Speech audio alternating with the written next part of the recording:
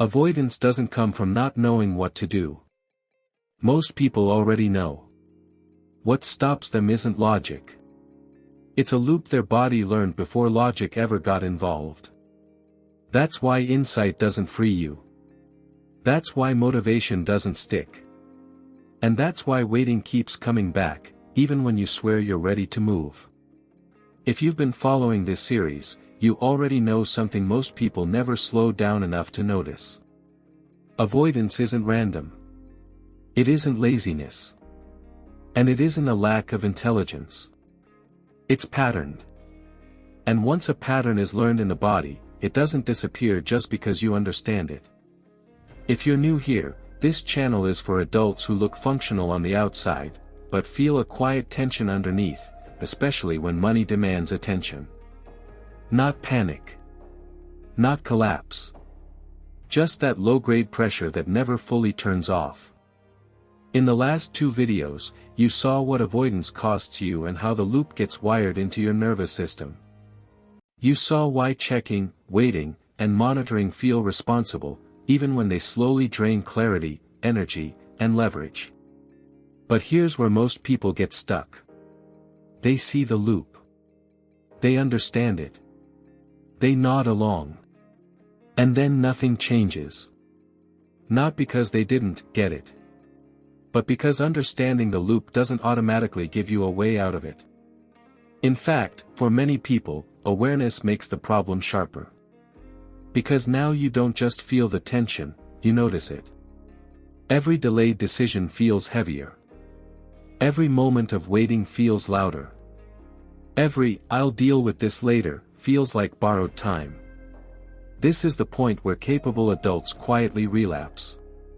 Not back into ignorance, but back into avoidance with their eyes open. And that's dangerous. Because avoidance with awareness feels like failure. And failure triggers the same threat response that created the loop in the first place. That's why so many people say things like, "I know what's happening, but I still freeze. I understand myself better, but nothing moves. Why doesn't clarity fix this?" This video is where that question finally gets answered. Because avoidance doesn't stop when you see the loop. It stops when decisions stop coming from threat. Today is not about motivation. Not about discipline. Not about forcing action. Today is about where decisions actually come from inside your body, and how to shift that origin point without pressure, panic, or pretending you're ready.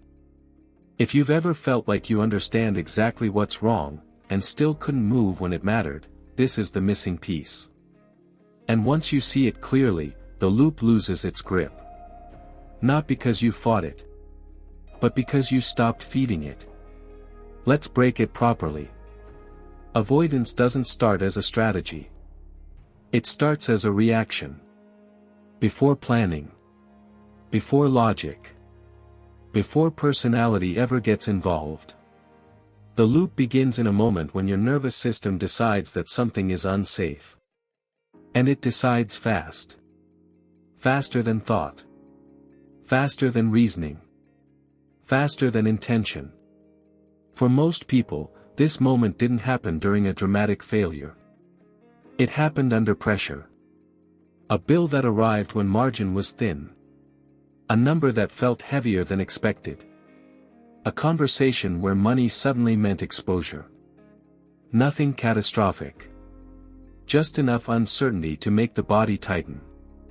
And in that moment, your system learns something simple: this is dangerous. The body doesn't need explanations to learn. It only needs sensation. Tightness in the chest. Heat in the stomach. A spike of urgency. The fear of choosing wrong. When those sensations cluster together, the nervous system doesn't analyze. It associates.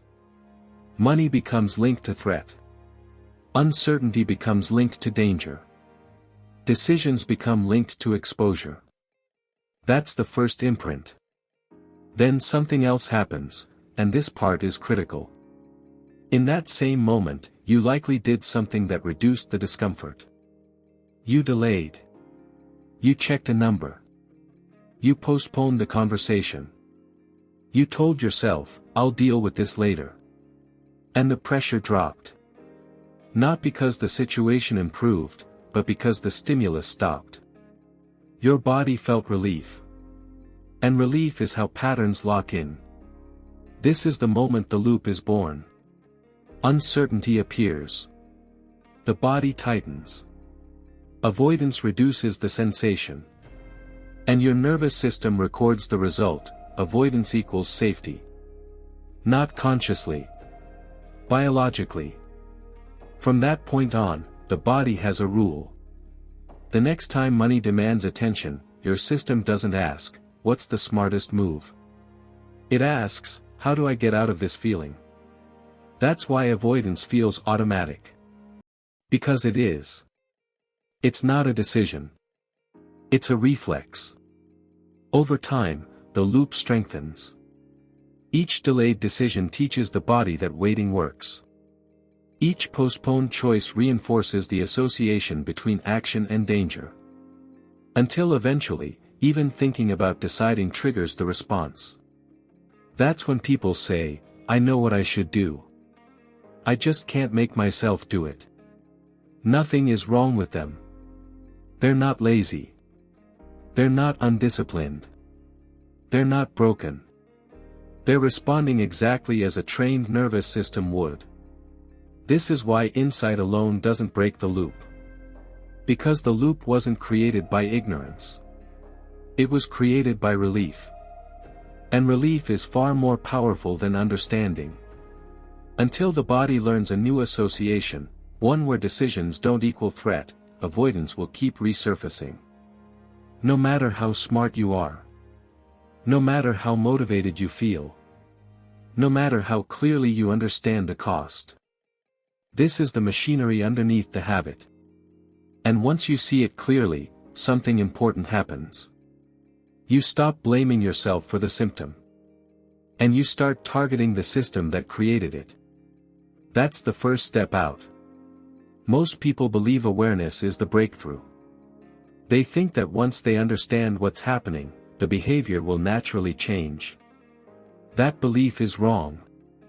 Awareness does not interrupt the avoidance loop. In many cases, it strengthens it. Here's why. Awareness happens in the mind. The loop lives in the body. So when awareness arrives without a new internal structure, it doesn't create freedom. It creates pressure. You now see the pattern. You recognize the avoidance. You understand the cost. But your nervous system hasn't learned anything new yet. So instead of relief, awareness adds weight. Every delayed decision now feels heavier. Every moment of waiting feels louder. Every familiar avoidance behavior feels exposed. Not because you're failing, but because you removed ignorance without removing threat. And threat doesn't dissolve just because you name it. In fact, for the nervous system, awareness can feel dangerous. Because awareness removes ambiguity. Before, avoidance was automatic. Now it's conscious. And consciousness without capacity feels like pressure. This is the moment most people mislabel as regression. They say things like, I know what's happening now, but I feel worse. I understand myself better, but I'm still stuck. Why didn't awareness fix this? Because awareness didn't change where decisions come from. It only removed your ability to pretend. And when the body still believes that decisions equal danger, clarity becomes another stressor. Here's the paradox most people never see. Awareness increases responsibility before it increases safety. You now feel responsible to act, but your nervous system still associates action with threat. So the system does what it always does under threat. It seeks relief. And the fastest relief available is the old pattern. Waiting. Monitoring. Overthinking. Delaying one more time. This is why people relapse right after breakthroughs. Not because awareness failed, but because it arrived too early, without support. From the body's perspective, the situation actually got worse. Before, you felt tension, but didn't know why. Now, you feel tension and self-awareness. That combination is heavier. So avoidance returns, not as ignorance, but as self-protection. This is also why advice becomes unbearable at this stage. Advice assumes capacity. Awareness hasn't built it yet. So suggestions feel demanding. Frameworks feel overwhelming. Action feels risky. Not because the advice is wrong, but because it's being received from the same threatened internal state. This is where people start blaming themselves again. I must not want it badly enough. I understand everything, so why am I still not moving? Something must be wrong with me.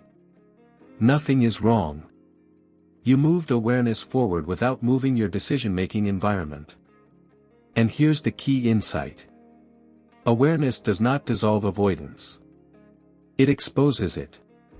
An exposure without margin reactivates the very loop you're trying to escape. That's why awareness alone never creates lasting change.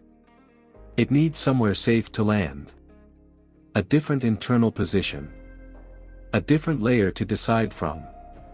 Until that exists, awareness will keep increasing pressure, and pressure will keep driving avoidance. This is not a personal failure. It's a structural mismatch. And once you see that, something important happens. You stop trying to push through awareness. And start asking a better question, not, why can't I act? But, from where am I being asked to act? That question is the pivot.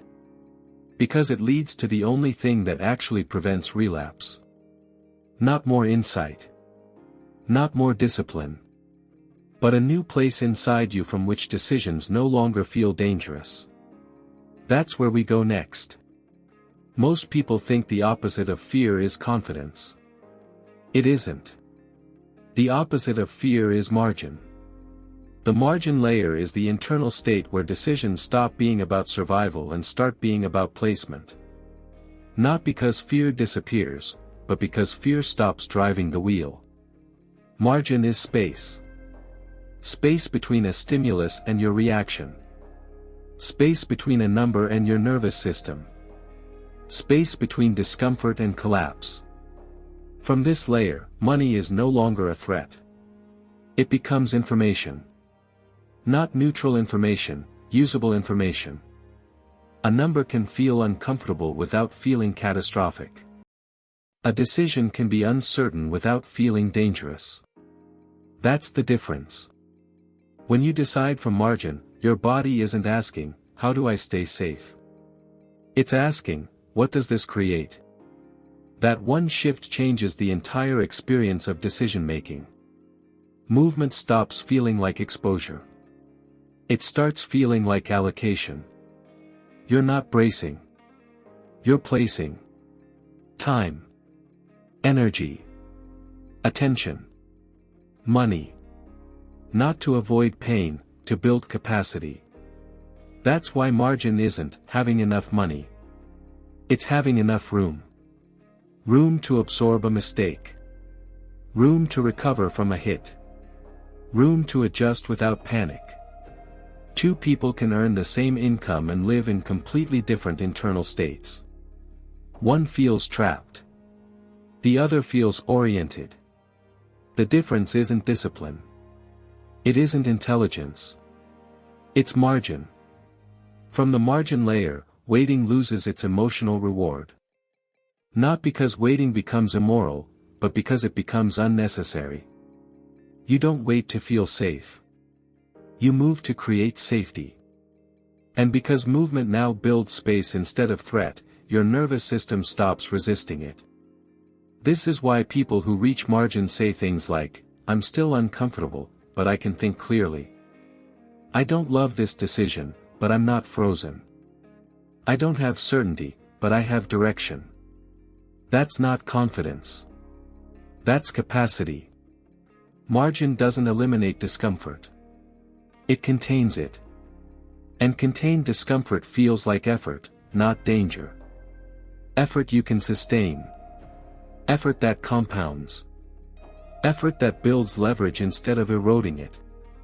This is why advice suddenly starts working here. Not because the advice changed, but because you finally have a place to apply it from. Threat consumes capacity. Comfort preserves the familiar. Margin creates optionality. And optionality is the real form of safety. Not guarantees. Not predictability. Not control. Options. The ability to choose again. The ability to recover. The ability to move without everything being on the line. This is the layer most adults never reach because no one tells them decisions can come from anywhere else.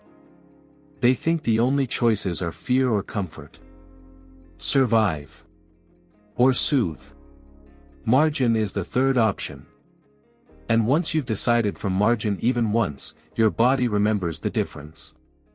You can feel it. The numbers don't disappear, but they stop feeling like verdicts. The uncertainty doesn't vanish, but it stops feeling like danger. And waiting stops feeling wise. Not because you're rushing, because you finally have somewhere to stand. This is where avoidance breaks. Not through force. Not through discipline. Not through motivation. Through repositioning. You didn't become braver. You became better resourced. That's the shift. And when decisions consistently come from margin, relapse stops being the default. Because you're no longer choosing between panic and paralysis. You're choosing direction. Here's what matters now. This wasn't about fixing your finances. And it wasn't about taking action as a personality trait. It was about changing where your decisions originate. Because until that origin point shifts, every tactic will feel heavier than it needs to be, and you'll keep calling that heaviness caution. In the next video, we're not doing hustle, budgets, or optimization. We're going to build margin on purpose, internally first, before numbers change. And you'll finally see why some people can look at the same bank app, the same uncertainty, the same risk, and stay steady. If this series has been describing what you've lived better than you've been able to explain it, stay with it. This is where avoidance stops being personal and becomes solvable. One layer at a time. Most people think they're stuck because they don't earn enough. That's not the trap. The real trap is that their money is just comfortable enough to keep them quiet, but never free.